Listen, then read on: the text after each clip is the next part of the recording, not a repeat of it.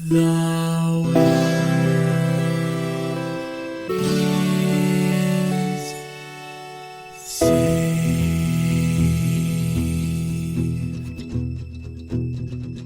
The living room's dark, save for light being cast from the big TV screen and the imminent sunrise that's teasing the one starry sky with whispers of morning.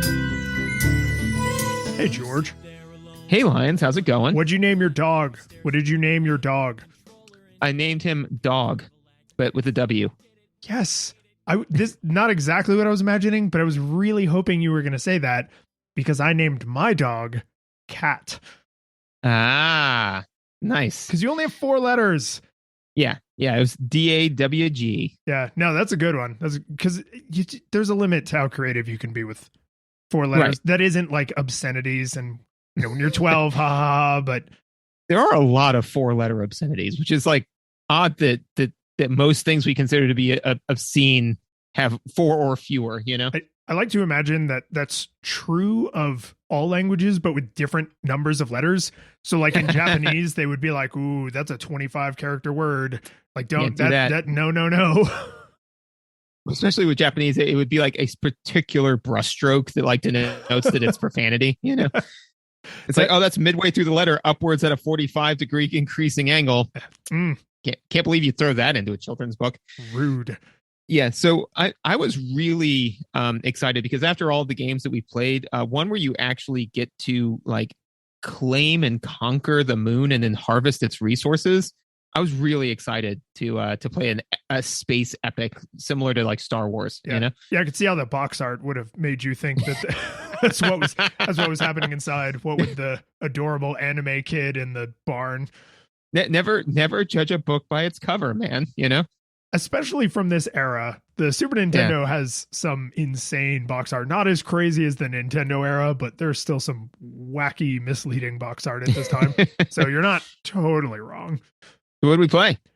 We played Harvest Moon, and we haven't done a listener request in a little while. This is like borderline a listener request because I essentially said to you, dude, we've been playing some like heavy games. I've been wanting to play this game forever. Can we please just play this? Like I want to have this experience because this is like a cozy game and we don't play a ton of cozy games, right?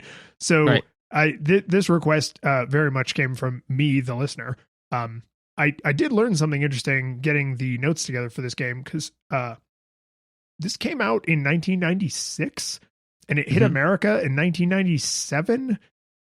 And that's the same year that Final Fantasy VII on the PlayStation 1 came to America. That year is really burned into your mind, man. Because it's 7 in 7. Yes, I mean, they did it on purpose. But the thing is, this is a Super Nintendo game, which means they were still releasing Super Nintendo games into the N64 era by several years, right? So that's... I never, ever in a million billion years would have been like, oh, yes, this game that I remember playing as a child actually came out way further in history than I thought. Yeah, this may actually be like a weird kind of instance of, I don't know if it's the exact correct thing, but the Bader-Meinhof effect in the sense that like for every person, the generation console switch happened when you got the new console, you know? So because then you stopped buying games for your old console, you started buying them for your new console, right? So in your mind, right, the minute that the N64 came out, even if you bought it a year after it came out, that's when it came out in your head, right? Because that's when you had it.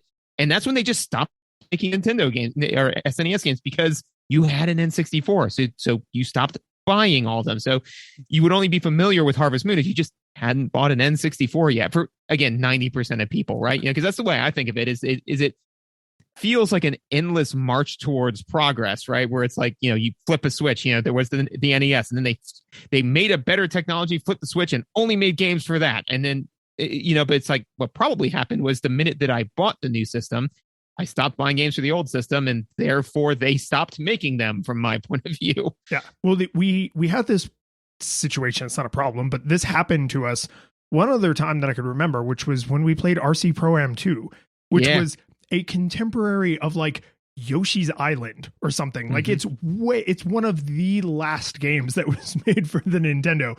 It came out after Link to the Past, right? So it's just you look at a screenshot of RC Pro M2 and you're like, oh yeah, that's an S game. And it's like, yeah, guess the year it came out. I bet you're wrong. Right. It's just a weird, and now like at this time in history, right, this is they're trying so hard to like push into the PS5, Xbox X series, crap, I can't remember what the hell they call those systems, but the next generation, right? Mm-hmm. But so many people still have PS4s because that console sold incredibly well that a lot of games still release on the PS4. So it's like, oh, coming now to PS5. Also, if you have a PS4, you can play it, but the graphics won't be quite as good. And it's like they never would have done that in this era because one, the systems weren't backwards compatible, and two, they also wanted you to move on. Right. Well, and also too, I still remember the game where I got a PS4 was I bought Dragon Age Inquisition, I believe, and they were like, "Oh, this great PS4 game. It'll run on the PS3." And I played it for like an hour, and I said, "You are technically correct, the best kind of correct," because I was like, "It does run." Not worth a crap. Like the frame rate was dropping out, like the particle effects were garbage, and I was like, this was made to be played on the PS4. So yeah, that is definitely something in our current era where those overlaps are way more visible. You know, but I mean, even with RC Pro M2, I remember I played it because I played it over at a friend's house who did not have a Super Nintendo. He had a Nintendo, and so that's what we played. Yeah. Yeah, I just like go in there and it's like everything from his house is from the 80s as opposed to from the 90s, you know. It's like Groundhog Day house. They're just trapped. And it's like, oh no, we still get new games for the Super Nintendo, or for the Nintendo, we just can't ever advance in technology. Here's a quick summary for this game. Harvest Moon is a farming life sim that follows a young man charged with restoring the farm he inherits from his grandfather. Player can spend their time on daily tasks such as clearing land, tending crops, raising livestock, attending festivals, building relationships with villagers, and foraging. After several years, your parents eventually return to assess the job you've done, and the game just ends, like when they get back. So that's what this game is, and I think it's important that we've now said that because after we started playing this, I kind of had like a snap awake, panicked in the middle of the night moment where I went, oh no. I don't know if George has ever spent a single second of his life on a game like this. I wonder what he's going to think. This might be like shockingly contrasting. So from that moment on, I've kind of been like on pins and needles, like, oh, I don't actually know what we're getting into here. So, and this actually leads very nicely into my nostalgia experience for this, which is I have not played a game like this. I played The Sims, you know, which is not quite the same taste. I will say, though, the game that I personally think has a taste very similar to this is Minecraft. That's fair. And yeah, it's because it is. And so I will be making a lot of comparisons of this game to Minecraft, which isn't fair, but I'm going to do it anyways. But to be fair, I mean, the nice thing though is it's not like I'm comparing this to The Last of Us or something like that. You know, I mean, Minecraft isn't, you know, some marvel of current, you know, processing in the sense of, you know, the graphics are just spectacular. They are literally made to not be spectacular for that reason. So, but yeah, I think that it has that, again, the thing with Minecraft is that, you know, there's a million different ways to play it, but if you play it on easy or peaceful, you know, it's very similar, you know, like you're, as it says, you know, it's a life sim, you're getting resources, you pick the task you want to do, you slowly work towards that task. So yeah, but no, I've not played a game like this. No Farmville, no Star Moon. Yeah, no, you got it. Just keep adding words there. Yeah. Star, Moon, Earth, yeah, God, no, Terra, Face. Yeah. Yep. Yeah, that was perfect. I played this game. This is a game I borrowed from my childhood friend. And another revelation I had about halfway through playing this game was, I bet he told me a lot about how to play this game that I didn't have to divine from playing the game myself. Betcha he did. And I think that I'm glad I had that thought because it led me to, like, the bulk of my notes are centered around that concept. And I don't know if that's going to improve or ruin my ability to review the game since it's like so kind of focused on that construct, but This is a game I definitely borrowed. But this is also the game that taught me to love this genre. Weirdly, I have not played any of the sequels to this game, of which there are many sequels. Oh no, I lied. I played part of one once because I rented it, and this isn't a game you could beat in like an hour or two. So I just didn't get to really get into them. But there's a bunch. I have put literally hundreds of hours into Stardew Valley, so this is a genre that I'm up ons. But yeah. So shall we shill? So we shall. So if you're interested in what we're doing and you'd like to continue to support us, you can, one, keep listening, but two, you can reach out to us. There's feedback form on the website. Our Twitter handles are in the show notes. We're pretty easy to find. I stream. You don't do crap. I stream most of the games we play, and I streamed most of this game, probably the vast majority of this game. So you can go and see me kind of relax and not like be angrily swearing at a game for once, which was, nice for me. If you want to kind of go above and beyond just being part of the listenership, you can leave a rating and review on the Apple Podcasts. You can tell a friend. Word of mouth reviews are always super helpful, and we always appreciate when people do that. Or if you want to go nuts, you can support us on Patreon and get access to the after show. Everyone who supports us on Patreon at any level gets the after show, which is just more of us sometimes talking about the game, sometimes just bull and random stuff. But you get that at any level. And if you go up to the higher levels, then you can get your name shouted on the show, like our 8-bit classics, Yarno, holder of a beautiful bag of seeds, Jason, keeper of a full watering can, Kevin, companion to a wonderfully faithful dog, and John, wielder of a sharpened scythe, and our 16-bit heroes, Jacob, owner of a hardy hammer, and Michael, swinger of an adamantine axe, and our full 3D supporter, David. A hoe.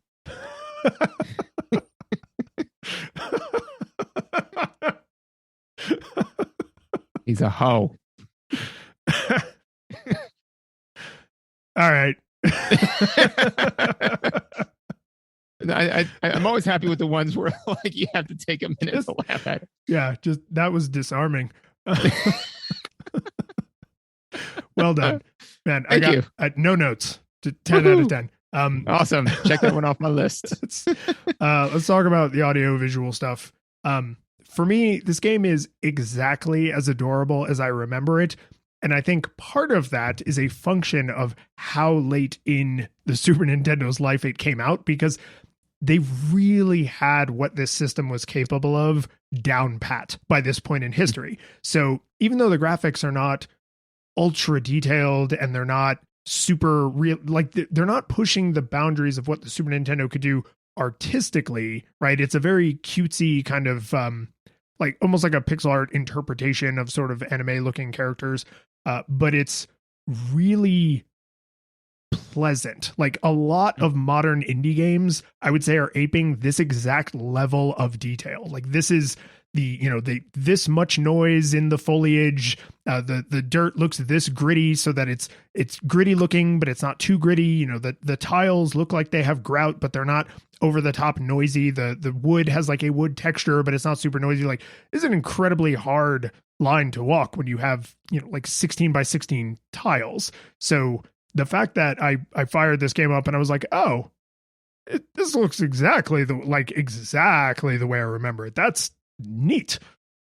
Yeah, no, absolutely. I think the game it does look very good. It definitely holds up to when you think of pristine SNES graphics. It holds up to what you were thinking of. It's very Mega Man X, like those types of games where you're like, no, this is what, because again, they had gotten down the art style, as you kind of said. So, people making sprites of this resolution today would probably make it look like this, one of the things that it does visually, and it kind of does this through gameplay as well, and I'll touch on it there as well, but this game was all about diegetic everything. I have in the gameplay section, one of my headings is extreme diegetic UI. Yes, right. And so that's the thing. And so because it's UI for like the visual, right? It's that it doesn't have like you have stamina. It doesn't show you stamina. It shows you that by literally how exhausted your sprite becomes over time. So at first when I was frustrated because I was like, I don't know how much my stamina I have left. And I thought about it, I was like, well, but I, George, don't know how much stamina I have left. I don't have a stamina bar. I just keep working until all of a sudden I go to do the thing. And I'm like, oh, wait, I think I guess I'm done, It also doesn't show what's in your inventory. That one I found a little bit more cumbersome, just because you don't know really which item you have equipped until you hold it up a la Zelda and do the da-na-na-na, it is exactly that pose. Right. And so for me, in that sense, instead of flipping into that pose 15 times to be like, okay, what have I got? Okay, I've got my hoe equipped. Okay, well, actually, I don't want the hoe. I want the axe equipped. Okay, so I got the axe equipped. Walk out of the area. I do have the axe equipped, right? Well, let me press the button. Oh, no, now I've got the hoe equipped. Okay, well, do the axe again. And I'll get into that more in gameplay, but the reason why I think that in this case, I was like, I would have preferred a little bit of gamey breaking in the visual is because the visual of him holding it up like this mana from heaven to me became more gamey than just knowing what's in my inventory, because to the point I just made, I don't know what my stamina is until I go to try to do a thing and I am exhausted, just like the character. I do kind of have a feel for what I'm carrying on my person and where it is in my tool belt. Mm-hmm. So that one feels like one where even though the game can't very easily represent it, I do keep a mental inventory of the stuff I have on me. And when I reach into my pocket, I don't pull everything out one by one and be like, is this the thing I'm looking for? I just find the thing I'm looking for and pull it out. So I feel like that could have been represented via the UI a little bit better. Yeah, I think it's the Zelda the Link in Zelda Wind Waker where when he da-na-na-nas out of a chest, he does the one hand and the camera is kind of like up at a sharp angle looking down at him. So the thing that's foremost in the camera is the thing he's holding. And that's basically the pose you do in this is like, I think the character's name is actually Jack, but you get to name yourself. So he turns toward the camera and basically holds up the tool that is the currently selected tool, because technically what you did is toggle from the tool you had selected to that tool. The only way to see the tool that is currently equipped without toggling is to, if you hit select, that effectively pauses the game, but he does that same pose, but it doesn't switch the tool he's holding. So it's a weird, I think you're right. It's interesting that it's one of the few places where he really breaks the fourth wall to communicate information to you, the player, instead of having UI that shows the tool you have currently equipped. It's like, well, we don't want that UI on screen all the time. We want it to be like the super peaceful UI, but you do need to know which tool you have equipped, because sometimes it's destructive to not know which tool you have equipped, right? So yes. Yeah. So I agree with you. That is like one of the places where the super diegetic UI like falls down the most. Something they did with Jack that's not weirdly fourth wall breaking is he has like 1 million billion frames of animation to the point where you could go the whole game and not even see some of his custom frames of animation, because like he has a whole little thing for like if you drink a beer, they call it juice, I think, but like if you drink a beer, he like makes a little kind of drunk face and is like, oh geez, like that went straight to my head, right? And you might never see that. If you go into the hot springs that are up on the mountain, like he has a little like he puts on like a white towel and like jumps in the hot springs, right? And so there's like little custom animations for that. All of the tools have custom animations, and then the gold versions of the tools have different custom animations, and they have custom animations if you use them in the wrong place. So like if you hit a rock with the axe, he makes like it's supposed to be like, it's not going to work kind of face. And that just shows that sometimes it's too late for you to undo the thing you did, but it shows that how much they're trying to communicate just through his movements and expressions. And it's like, if you look at his sprite sheet, it's probably a mile long, right? Which is probably one of the reasons there's only like 12 people in the entire town, because they all look super varied and eventually you run out of sprite space. It is true. And to your point, right, is that if they have this mile-long sprite sheet of all of these different animations, why not have you actually have the item out that's you're actively using, you know? Like I'm gonna that guess, to me would. I'm gonna guess size constraints. Like it would look weird if you were holding a scythe out in front of you as you just walked around town. I mean, very well may be, but I think that I would at least, if I was in charge of shipping this game, I would at least be like, draw me a couple of frames of animation for this, just that way I can see. If you're telling me it looks dumb, like prove that one to me, because again, to me it's just it would be so nice to know what is your active tool at that time, and again, if they're going for this super immersive UI, right? And the idea is it's like you are the dude, whatever you named him. What would you name yourself? Oh, what did I name myself? I'm blanking.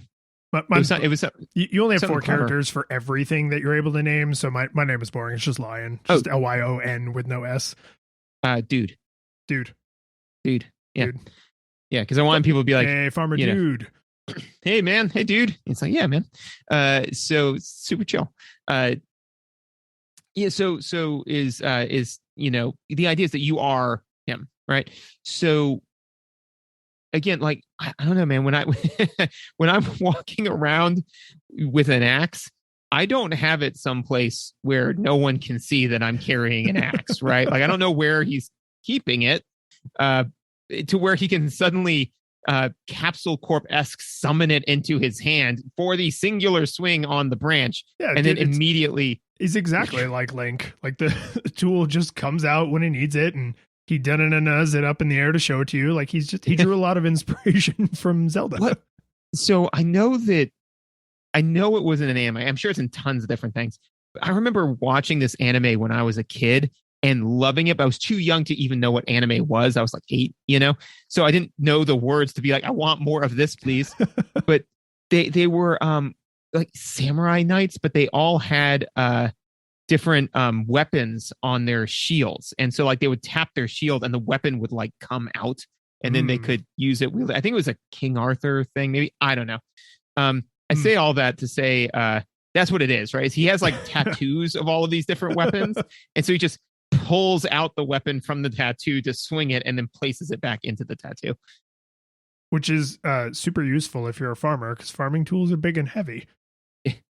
Yeah, but also if he had that kind of technology, probably could spend his time better than farming. Yeah, he doesn't want to solve the world's problems. He wants to be a farmer. He wants to farm, man. I want to specifically call out the town music among the music, because this is one of those songs that long into, senility, like I will still be whistling the town tune to myself. I literally was doing it today absentmindedly while I was like playing soccer with one of my kids. I was just like, oh, I am whistling Harvest Moon right now, aren't I? Because something about that song just lodged itself way deep in my brain. Now, because I am an older, more seasoned gamer now, I was paying much closer attention to the other music, and the fall music is weirdly bombastic in a way I was kind of annoyed by, because there's so little to do in the fall, and we'll get into that, but it's just the spring has like springy music, and the summer has like a little bit faster summery music, and the town pretty much always has, I think, literally always has the same song, except maybe at the festivals.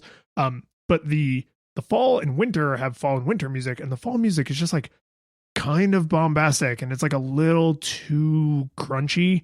I was like, none of you are as good as the town music. Like overall, I would say the game has pretty good music, and I enjoyed most of the tune skis, because I mean they're just background noise all the time. But the town music, man, that town music will follow me to my grave, and if there is any kind of afterlife, long beyond. Yeah, no, the main note that I have for the music is just it is all or at least all of the music I really experienced. Very chill, like there's and again, I believe that, in a game like this, the main purpose of the music is to set the pace, right? Because one thing that I learned when I did musical theater in high school is that you tend to take actions based off of your heart rate, Mm-hmm. So one of the things that our dance teacher was always saying was slow down, because as you were dancing, your heart rate would increase and you would get off tempo because you would be, instead of being 1, 2, 3, 4, 5, 6, 7, 8, 9, 10, like you would just speed up because you get so, so antsy about it. So I say that to say that, the purpose of music in many of these types of experiences is to set your heart rate, so all of the music in this is very low tempoed music, so it's just, even if it's a little bit louder or a little bit softer, it's all very calming music.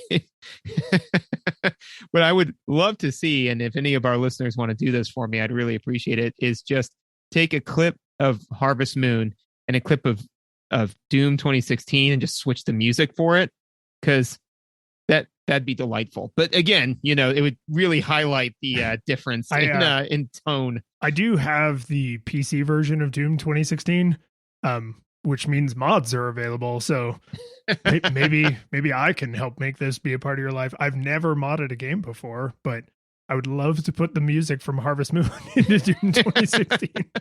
Just like as you're like running around killing demons, do do do do do do do do do do do. Yes, this is your first time playing this game, and you still had that music, right? Like, yeah. Oh man, it's so good. I love it. The sound effects I'll give a nod to, because their function is mostly mechanical but they're inoffensive. Like they're good little sound effects. But I like that when you hit something with the axe that the axe will work on, it makes a different noise than if you hit something with the axe won't work on. Did it with the hammer. If you try to cut down grass that is too short, the scythe makes a whooshing noise, whereas it makes like a swishing noise when it actually does cut the grass down. And you don't need, the visuals would communicate 100% of the information. Like, you don't need the sound effect, but this world, for all of its silly cartooniness, is supposed to feel realistic by the standards of this universe. And so I like those kinds of little consistencies. It always bugs me when they leave that stuff out, because like you don't necessarily notice it consciously, but it does just feel weird when things don't. I hit the log with an axe and it makes like, it's a kind of patangy sort of noise, but it's supposed to be like the metal of the axe ringing. And if you smash it on a rock, it makes a very different noise. And it's like, yeah, you can see that no matter how many times you hit the rock with the axe, you're not chopping it down. So it's mechanically not like, oh, thank God for the sound effect, but it just makes the world feel like, yeah, I'm out, chopping wood, and this is the sound that it makes. And that's the sound I'm hearing. Like that would be my life if I'm out chopping wood all day, day after day. It's like you would hear that sound a lot. So it's just nice to have, even though they're video gamey sounds that aren't hyper realistic, they're at least realistic within the bounds of the rules of the universe. Agreed. And also too, just kind of anything that especially in a game where you're working with sprites, anything additional affordances you can do to be like, hey, that's not the thing you need to do, is super nice. It was kind of like whenever somebody would be working with the iron staff in Kung Fu and you hear that whong, like, how are your shins, man? Yeah. Doing all right? Because you're bruised, you swelling already. Yeah, because right when you hear that, everybody would stop what they were doing, look around, and look for the person who was down on their one knee, grabbing their shin. It's like it was him. Yeah, that's doing the Peter Griffin like. God, that hurts so much.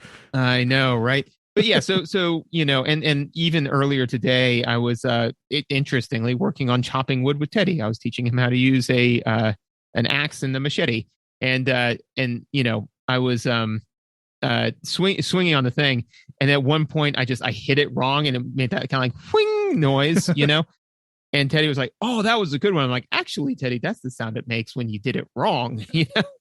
No, that was a fun sound. That means bad.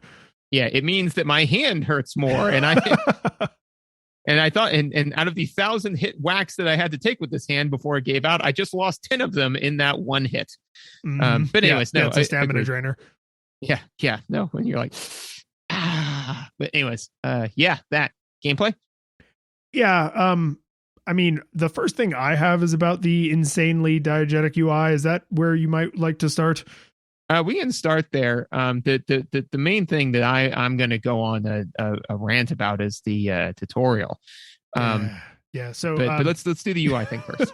So the diegetic UI is pervasive in a way I'm not sure I can think of another game with this many mechanics that has this opaque of a UI. Like, to say the game does not tell you what's going on mechanically under the hood is like the grossest of understatement. So here are some examples of things that there is no way in universe to determine unless you actually have the information happening to the character on screen.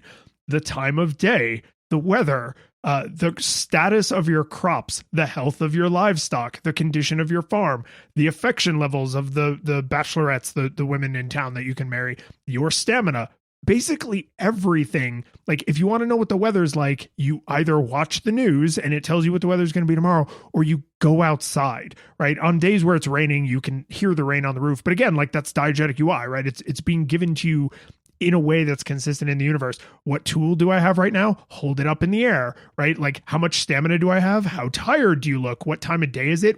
How bright is it outside? Like, it's all up to and including the point that until you upgrade the house the first time, you don't have any way to check the time. When you upgrade your house the first time, they gift you they say clock, but I think they mean watch.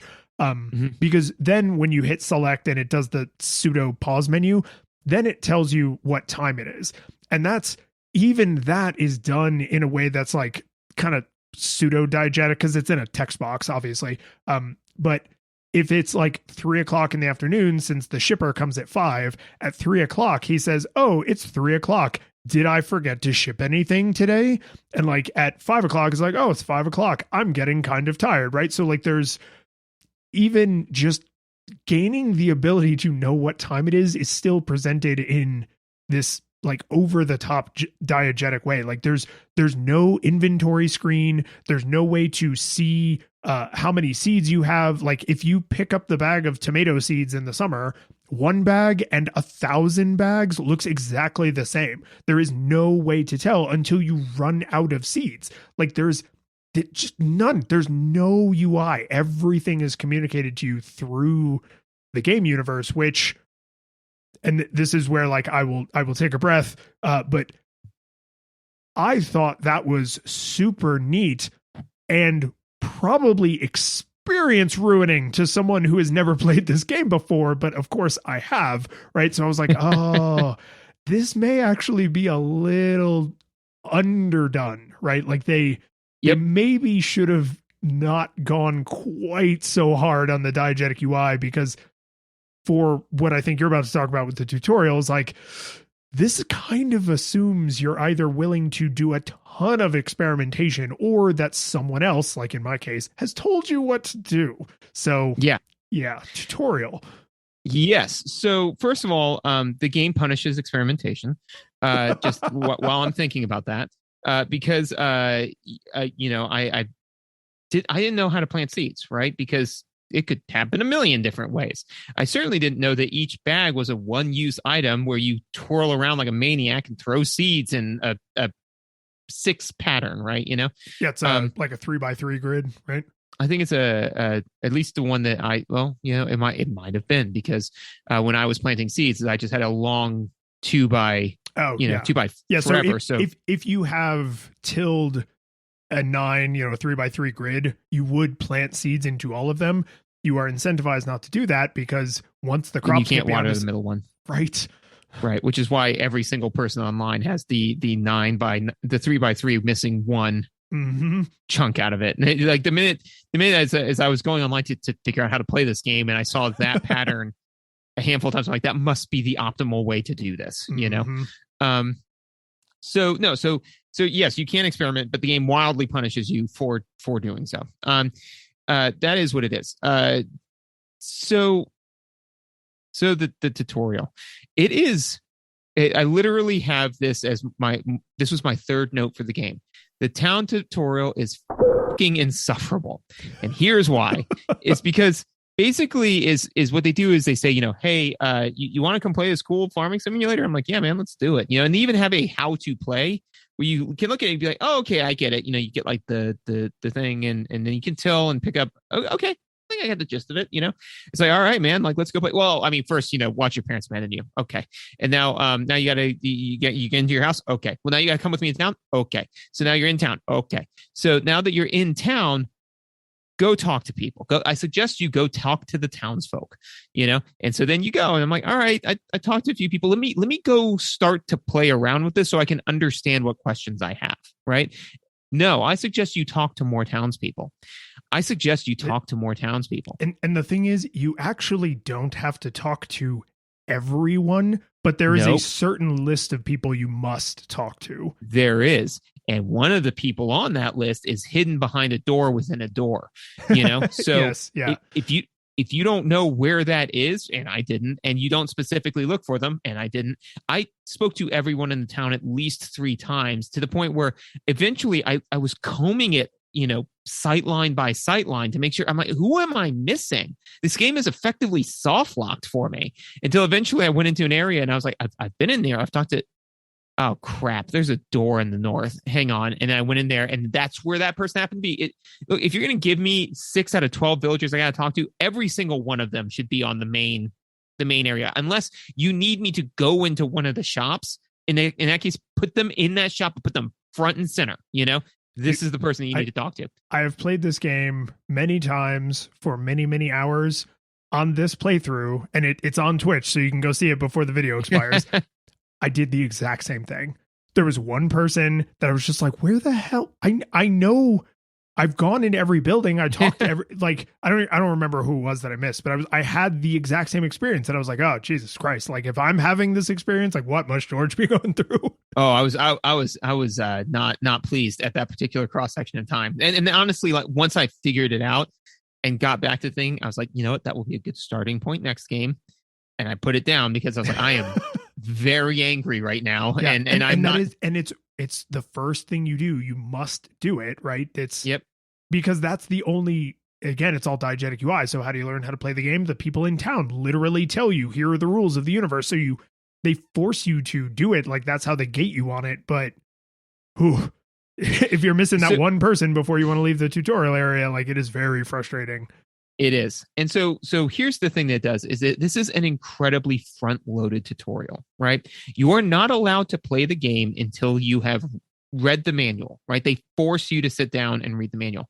My problem with that, and now to be fair, this is something that schools do, like, so let's not look to American public education for the right way to teach people. I'm not, but I am saying that people industries whose job it is to teach people screw this up, so I'm not saying that, like I'm not calling out this game as being the only thing in the world to ever make this mistake.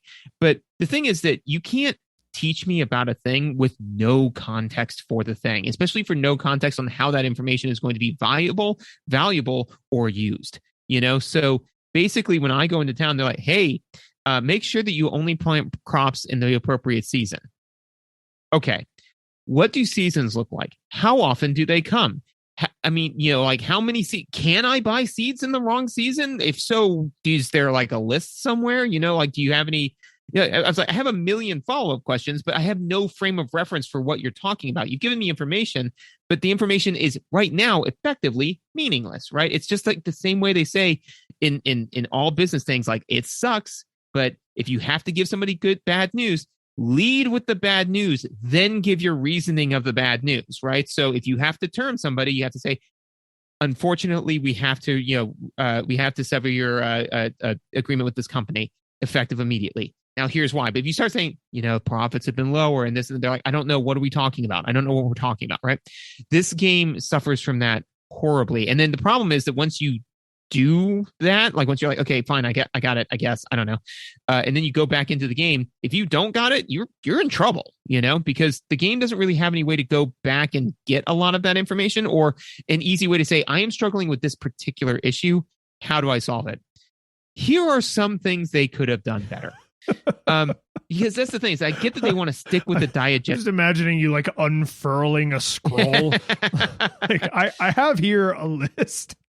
Well, because literally this was to me the number one issue I had with the game. And unfortunately, it like cancerously pervaded the entire experience, because if I don't even know, because again, we're not allowed to do research, and I will admit, in as little as I could, I had to break that rule in order to make the game playable. You know? And I don't know if we've ever explicitly discussed this, but looking up how to do something in a game to me is the internet era of I asked my friend, which right. I'm actually fine with.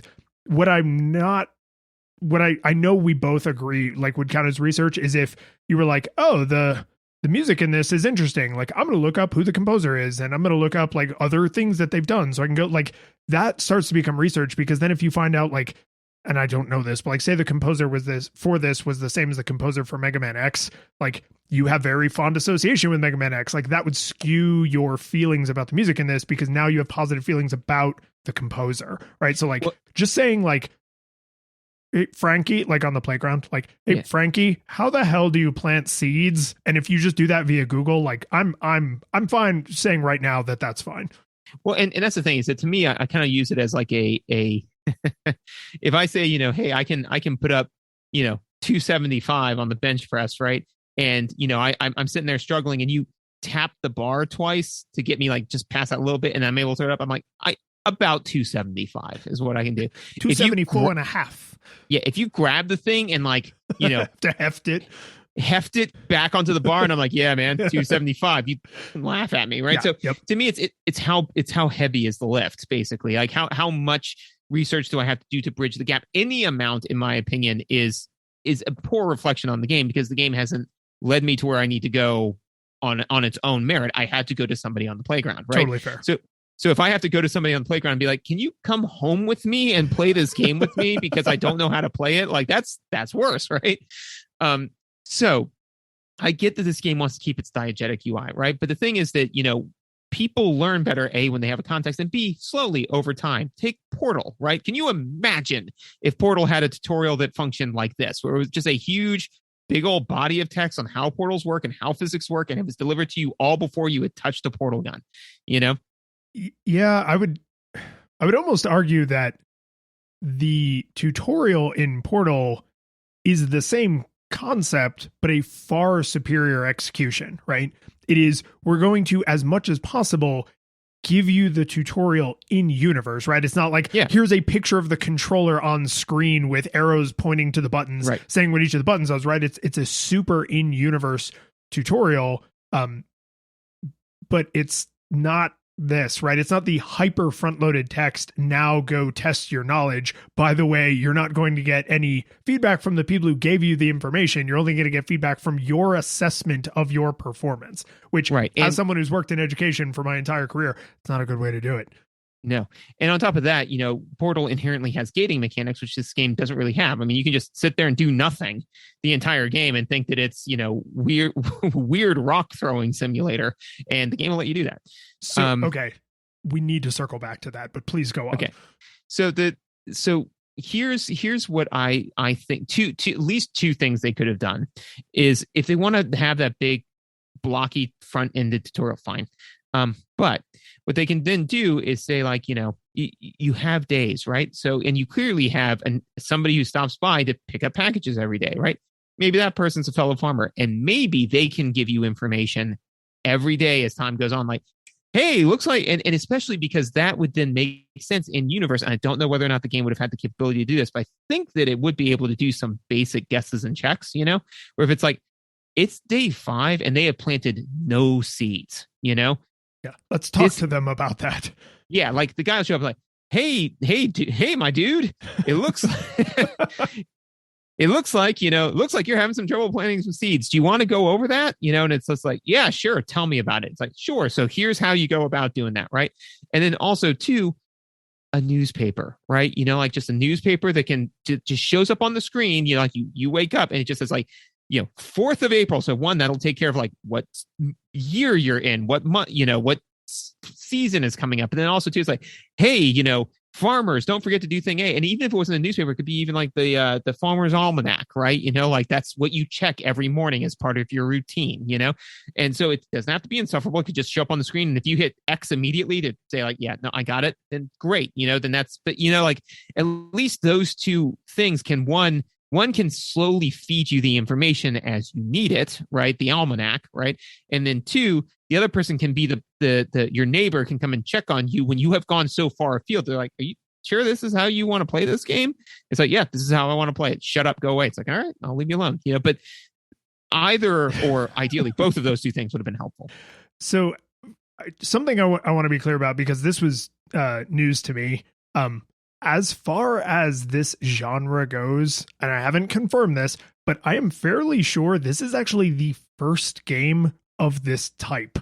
So what that means is, even though this came out super late in the Super Nintendo's life cycle, from a game genre, do we understand how to make a good version of this kind of game? The answer is no, right? This has got more in common with Super Mario Brothers Place as a platformer, where it was like, oh, because this genre went on to be very, very successful, right? There's Animal Crossing. This series is still running. A new one came out recently. So this is, whether or not you think it's any good, but like, this game has more in common with the original Super Mario Brothers on the Super Nintendo than it does with a lot of its contemporaries, because it was breaking new ground as a genre, even if it was not breaking new ground like technologically. So the problem with that is they did a lot of what you are saying. The problem in their game design is you did not know it.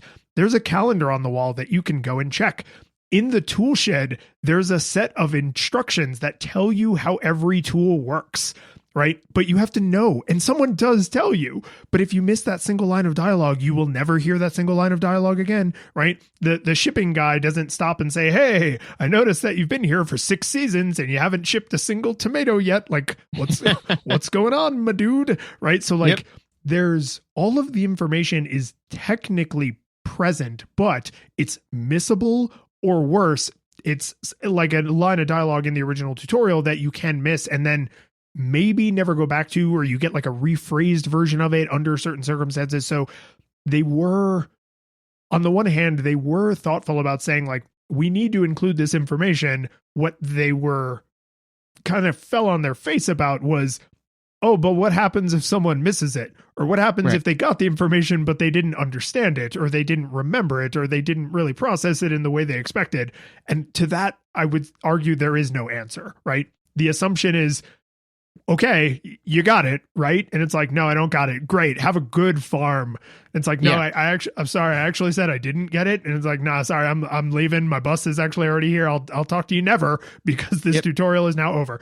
And I think that's very frustrating as like someone who has super fond memories of this game. Is it's like, oh, this game is opaque as hell. Like, it's so opaque. Yeah, it is. And I mean, that's and to be fair, I did eventually find the manual that says, here's how all these different things work. I'm like, okay, this is helpful. But again, it doesn't really redirect you if you feel you might have screwed something up. So I went in and I, grabbed my axe and I chopped some wood. And I'm like, okay, I got that down.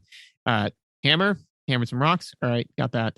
Bag of seeds, used it inside, and screwed. That was it. They're gone. And I was like, they're gone. And I was like, oh God. Okay, I guess I've got to go back into town and get more seeds, because again, at this point, I didn't know you could fish and sell fish to get money. I was like, I now have 300 or 500 gold, right? And a bag of seeds is 300 gold. So I'm like, I can screw. So the game allows you to screw this up once, and again, like I didn't even get a lot of information from that screw up, only that the bags are one use items and they throw seeds around. And I just, by inherent knowledge of how video games work, and honestly, by inherent knowledge of how Minecraft works, I knew that the land had to be tilled beforehand. Right. So I was like, all right, I'm going to go out to where I tilled the land and try again. And he threw them around. I was like, okay, I've got 6 units of seed now, right? But now I'm like terrified, because clearly this game isn't in the business of holding your hand, right? And the one thing that my main takeaway that everyone won't shut the hell up about is like, for the love of God, do not grow crops in the wrong season, man. It is going to mess you up. They won't grow. They just won't grow. And I'm like, okay, what season is it? Like, I don't know. I know it's probably not winter and probably not autumn, but I don't know whether or not they're going to like what the difference between spring, summer. I mean, if we're in Florida, it's all going to look the same, right? So I was like, okay, so I mean, I'm guessing spring, maybe summer, but probably spring. Okay, so I'm going to go buy some tomatoes. So I planted those, and they're in the thing. I'm like, okay, I'm going to assume that I need to water them at some frequency. So, and that was right. And I did actually guess accurately of once per day because that's how often it evaporates, right? It goes back to the old animation. So all that's fine. All diegetic, right? You see the color of the dirt gets darker because it's wet, and then it's lighter when it needs to be watered. Right. So I was like, okay, I'm assuming that I got to water it again.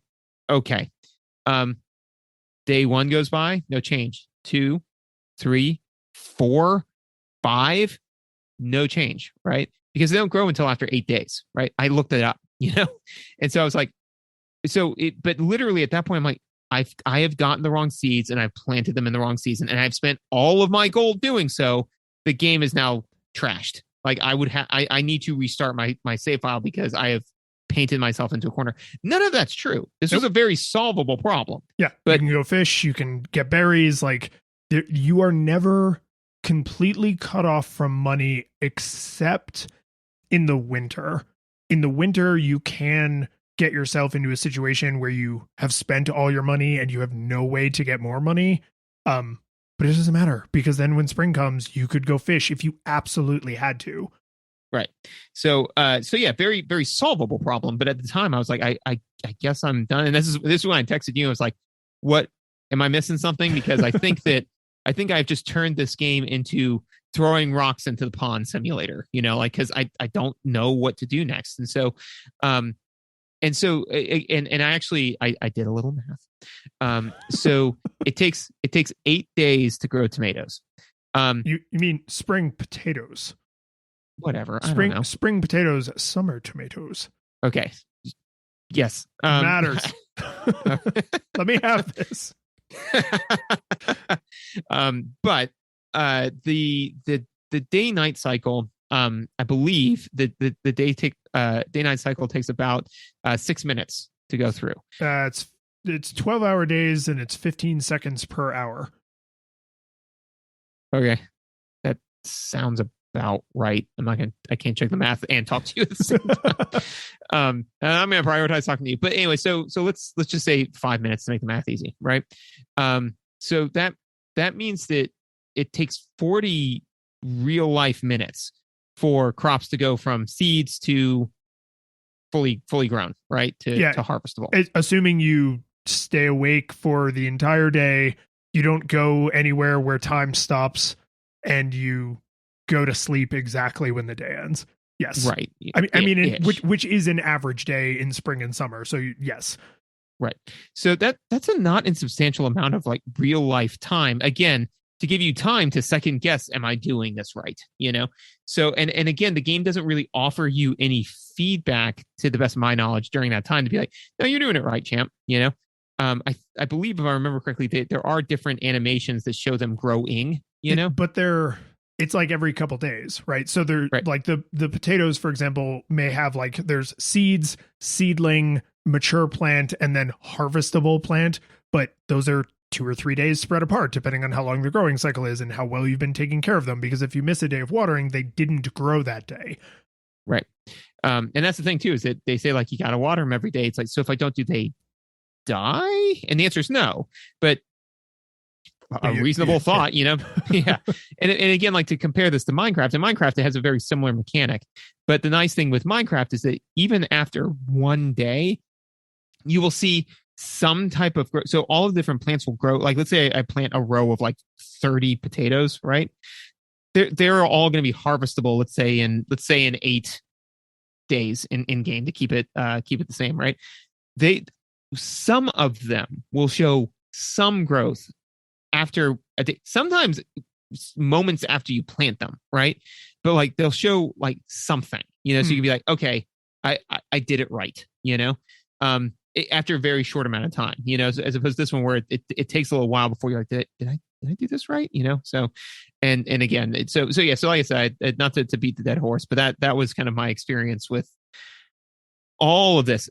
super cool in concept, the idea of a diegetic everything. But man, you gotta really, I mean, again, to your point, Portal has diegetic everything. Yeah. But it's a master class in it. You know, this is not like it's not chewing gum and walking at the same time. This is, you know, chewing gum and juggling chainsaws at the same time. Yeah. Doable on a unicycle.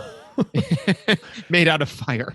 Yeah. So so something I want to quickly mention just to make sure I don't forget is we obviously played the US version of the game. The translation is not very good. So when you layer the fact that some of the things people say are a little opaque on top of the overall intentional opaqueness of the game design, there are things that I think a reasonable person could say, I learned this about this game exclusively through trial and error, not through the people in universe giving me this information or the guidebook in the tool shed or whatever giving me this information. Like I learned this exclusively through trial and error because it's sometimes the translation lets you down. And that's a bummer because in Japanese, there might be a little bit less of a layer of, oh, I am completely cut off from reality here. And it's like, oh, well, this one person is supposed to be telling you about that thing. It's just in the English translation, it's not great. The thing that I want to circle back to is you said throwing rocks into the pond simulator. And you said that in our chat. And I went, yeah, like it's a farming sim. Like do whatever you want, grow crops or don't, take care of the farm or don't, raise livestock or don't. Like, which is, when you think about it, compared to video games in general, but the games we have reviewed for Nostalgia Goggles, it's like, oh, this game doesn't care what you want to do. Like in that sense, I would say it's a lot like Minecraft, right? There are win conditions and there are failure states, right? Ideally, you clear the whole farm, you grow crops, you have to upgrade your house twice if you want to get married and then have kids. So, once to get married and then another time to have kids. And like your father yells at you if he comes and you haven't had any children, and like the people in town kind of like bust your chops if you aren't really taking care of the farm. But like,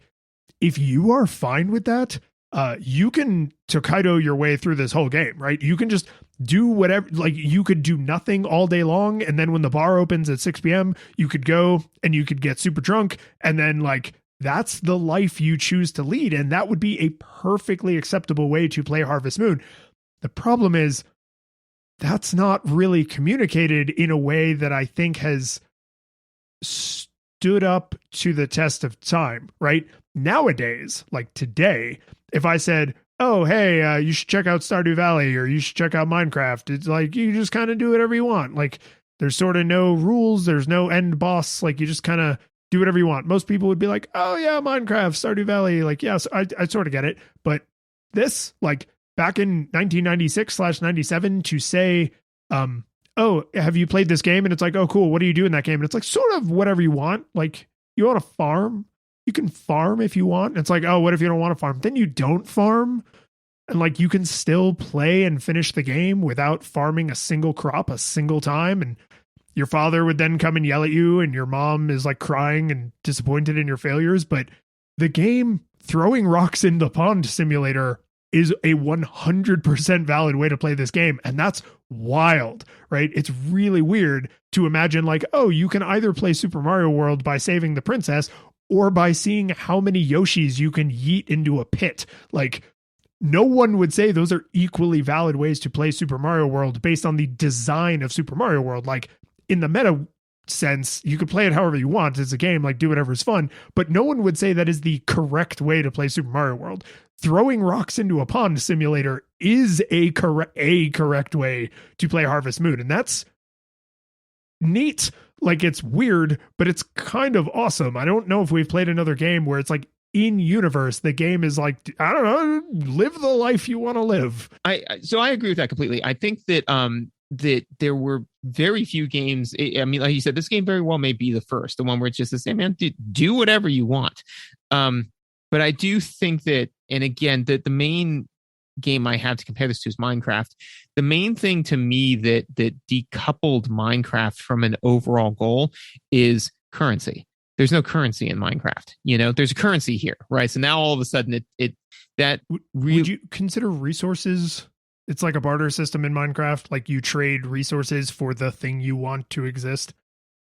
I mean, kind of vaguely, but I mean, in the sense that I guess there's an economy in Minecraft. There isn't a currency, I think is technically, but there's really no other people, like unless you are hosting a group of people, so. Oh, sorry. I mean, economy in the, like, I have a thing and I want a different thing. Can I turn Correct. the thing I have into that thing? Not like an exchange between individuals.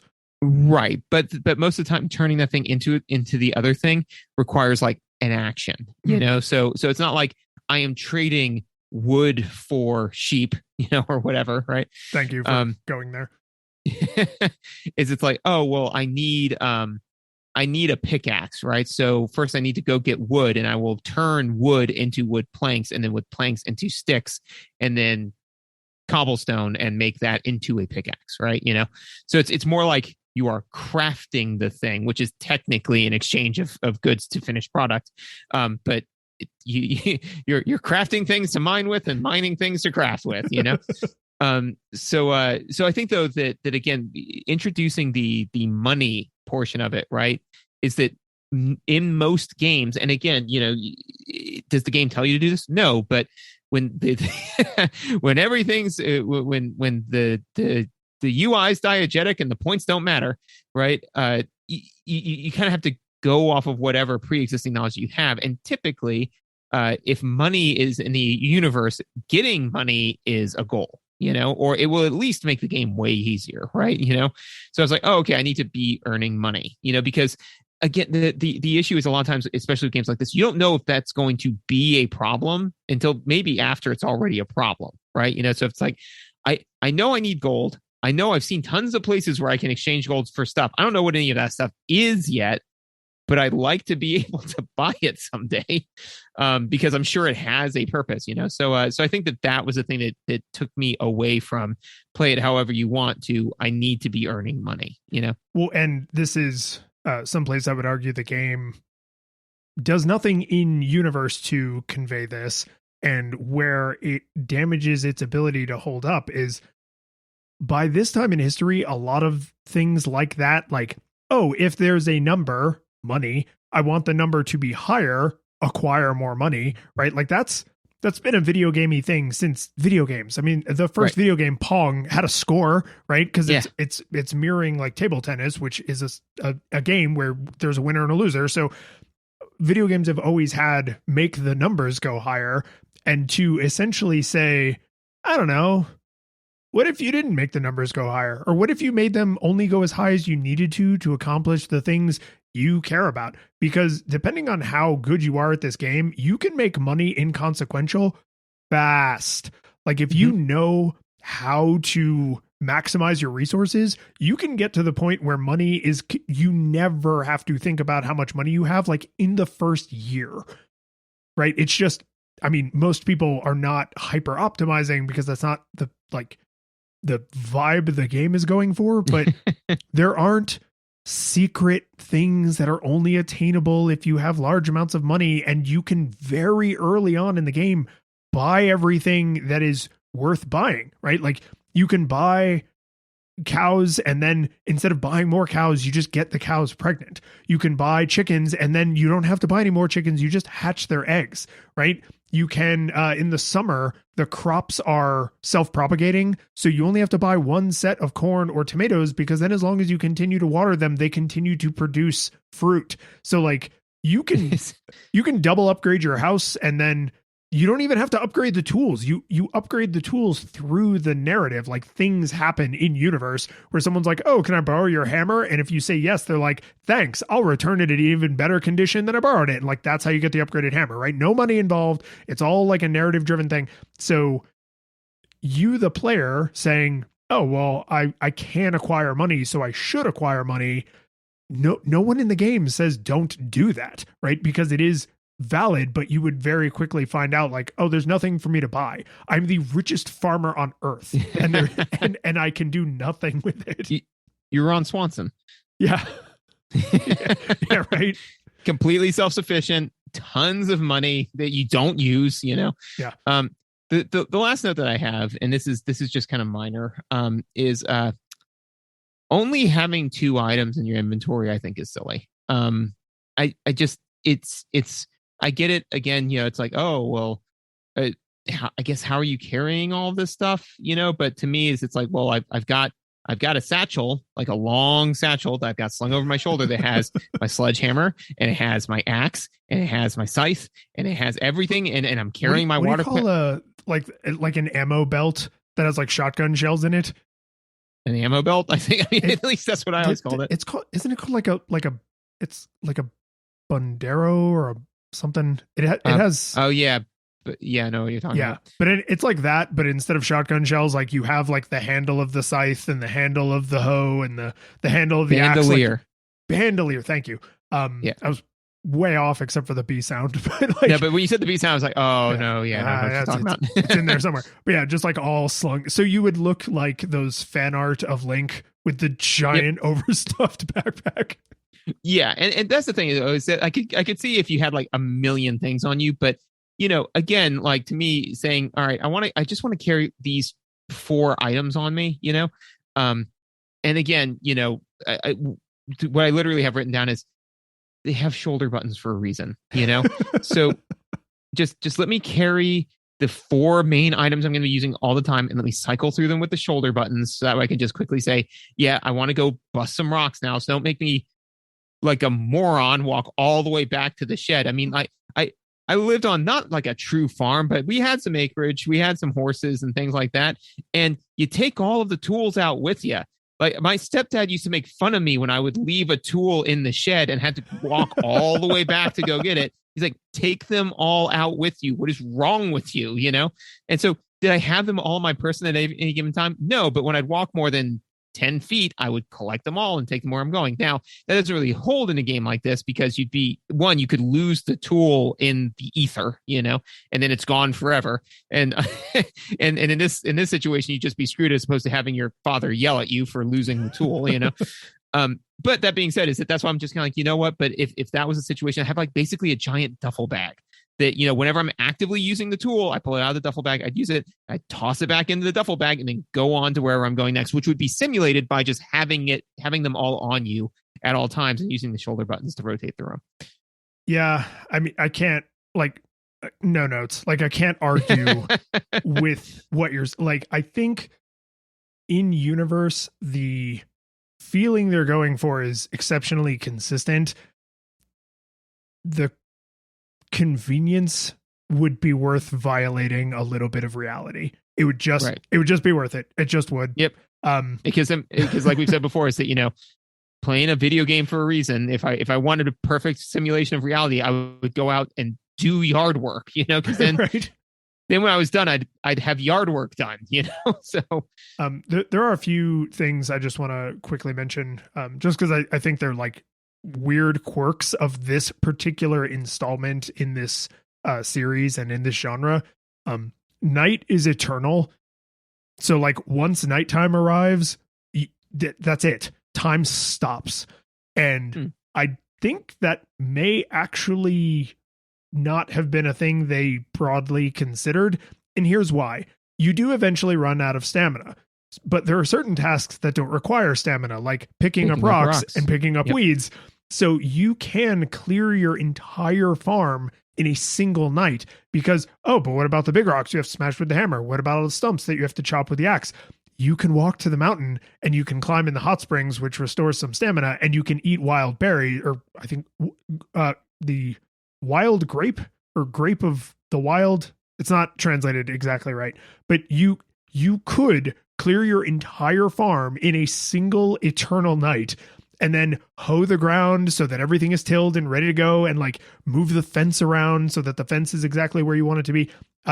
It's not fun to do that because it is so immersion breaking. There's no music at night, which is one of the ways that they like let you know that night has come and you should probably go to bed. But you can absolutely use that first night to cheese the ever loving crap out of the rules of the universe, which I just think is funny. There's a massive cratering of momentum when you get to winter. So in the spring, you can plant spring crops. In the summer, you can grow summer crops. In the fall, there are no crops, but you can still grow grass, which you can cut for feed for your livestock. And by the time fall has come around, you probably have acquired enough money to acquire livestock. That means all you do in winter is take care of your livestock. There were winter days because when you go into the barn or when you go into the chicken coop, time is not passing while you're in there.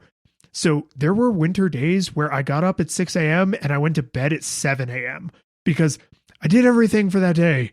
And it's just really jarring to have these days of incredible, like Groundhog's Day, just like not like, oh, it's another day on the farm. It's like I get up, I eat my breakfast, I pet the cow, I milk the cow, I pet the chickens, I put their eggs in the shipping bin, and then I go right back to bed because I'm not trying to date anyone or I'm not like doing any of the romance stuff. So I don't have to go talk to anybody. I don't care about any of that. Like it's again, bizarrely immersion breaking. Maybe that's what they're trying to encourage is by removing all the standard stuff. They're like, go talk to people. Like it's winter. Yes. Go do the romance stuff. You know, I think it is 100%. And that is what I did, but kind of more to the feeling you were having is you, the player, need to figure out that that's what you're going to do with your time. Because if you spent all of spring and summer being the super industrious ant, and now winter is rolled around and it's like, oh, time to enjoy the fruits of my labor. I got money coming out my ears. I'm going to go talk to people in town. I'm going to go live my best life. You just went 3 entire seasons without anything of consequence happening from you not doing that. Right. So it's like, and because like you said, the days are kind of long in those seasons, and then the seasons, there's 30 I think days to a season, so like this game is longer than you think. Like one of the few tiny things that we do for like adjacent research is I generally look up how long a game is just so we have a rough idea of what we're getting into, and to technically go all the way through this game is like a 25-hour experience. I mean, it's essentially an RPG, right? So I was kind of like, oh, I forgot that this game can take that long. Here's the last thing that I just had to make sure I mention. So, sorry, real fast on that. So basically, you were like waking up, you know, taking care of the cows and going back to sleep. You became Jack Torrance, man. You know, just The Shining. Oh yeah, yeah. Just you just taking care of the homestead, not talking to anybody, and just like in that story, it's not the healthiest thing to do emotionally. No, it is not. So the last thing I'll mention is your chickens cannot get sick or die on their own, but if you leave them outside, they can be eaten by wild dogs. If you leave cows outside or if you don't feed them, they can get sick. And if you do not cure them with medicine soon enough, the cows die. Here's why I am specifically mentioning this. They bury your cow next to the church, and the guy who sells livestock, who looks like Colonel Sanders, he comes and yells at you. And he's like, I thought I told you, you got to take good care of the cows, you jackass. Like, it's so weird because it's like, is this a commentary on like weird small town America that like they would have a funeral for a cow and bury it in the churchyard? Don't just eat it. Like, don't just eat the cow. So weird. Like, I don't know. I just, because when I got near the end of my playthrough, I was like, all right, I'm going to kind of like rapid fire, do some things just to like see what happens. And I let one of my cows get sick and die. And then it like smash cuts to the funeral. It wastes an entire day because then it smash cuts to you going to bed. And I was just like, oh, okay. That is a thing they programmed into the game. Yeah. Cat funeral. Cat funeral. Yeah, so that. So what do you think, man? Hold up. All right. So Yeah. this game gets a nostalgia monocle, but here's why, and I'm not sure I have had this exact feeling on a game before. Every single complaint you made is 100% valid. Like, I cannot refute the just the sheer opacity of what you were supposed to do, how you were supposed to be feeling. But the second you know, like when I was a kid and my friend just straight up told me, like, this is how you play this game. And I was like, oh, I'm into that. Right. But I wasn't relying on the game to tell me how to play this game. Like, I found this replay incredibly satisfying. But because I was looking at it with a critical eye, I was like, I cannot recommend this to someone unless I'm also willing to tell them how to play it. So the reason I say this earns like the most solid of nostalgia monocles is because if you played this game before and you enjoyed it, you will enjoy it again. It holds up exactly the way you remember, but holy crap, you had better have those memories. If you were going into this game cold, don't, because there are dozens now of modern farming life sims that have all of the quality of life improvements you have been lamenting were not here, right? Stardew Valley does all of these things. The later Harvest Moons do all of these things, right? Weird side thing. If you're looking for the latest Harvest Moon game, it's actually called Song of Season or Story of Seasons. And there's some like insane thing with like they lost the rights to the brand name Harvest Moon, but another company has it. So there are Harvest Moon games, but they're not actually in the same series. It's really bizarre. But there are lots of other farming sims that have an inventory, right? That have better tutorials, that have a little bit of UI so that you're not constantly guessing about the universe around you, right? So like just these little quality of life improvements. So if you played this game before, go play it again. It's great. If you haven't played this game before, now's probably not the time. Like just go play Stardew Valley. Yes. So I pretty much agree with you on all points. For me though, that pushes it into like nostalgia goggles, you know, because it's literally, if you want to enjoy playing this game, you had to have played it before, you know.